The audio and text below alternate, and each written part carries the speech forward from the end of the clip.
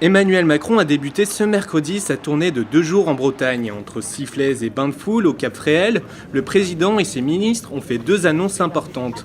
Tout d'abord, l'État va réduire de 15 milliards d'euros l'aide publique en faveur des parcs éoliens en mer, et notamment celui en baie de Saint-Brieuc. Ensuite, la protection de l'environnement sera inscrite dans le premier article de la Constitution.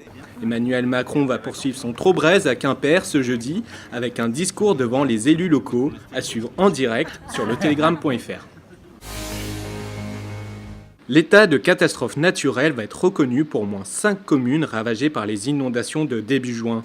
Il s'agit de Morlaix, Sainte-Sève, Locquenollet et Pleyber-Christ pour le Nord Finistère.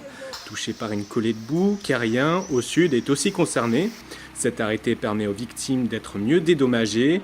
Elles ont 10 jours pour se déclarer à leur assureur après la parution au journal officiel qui interviendra dans les prochains jours. Le Crédit Mutuel sonne la contre-offensive dans le feuilleton Arkéa. Sans l'aval de la Confédération, la banque bretonne ne pourra pas obtenir son indépendance. C'est ce qu'affirme en tout cas un communiqué du conseil d'administration diffusé ce mercredi. Pour enfoncer le clou, la Confédération assure qu'en vertu de la loi, je cite, elle est la seule à pouvoir prononcer une désaffiliation. Arkéa conteste cette interprétation dans son propre communiqué. Affaire à suivre. L'hypercentre de Brest change de vitesse. Depuis ce mercredi, tout le secteur est limité à 30 km/h.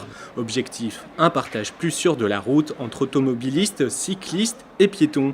Cette décision a fait consensus auprès du conseil de quartier et des commerçants. Gueule de bois dans la cité du Ponant. Nolan Roux, l'ex-enfant chéri du stade brestois, s'est engagé mardi avec le rival de l'an avant. En fin de contrat avec le FC Metz, le buteur de 30 ans a signé pour 2 saisons avec Guingamp. En 2009, Brest était tombé sous le charme de ce jeune attaquant. Preuve de cet amour, beaucoup de nouveau-nés brestois ont porté cette année-là le prénom de Nolan.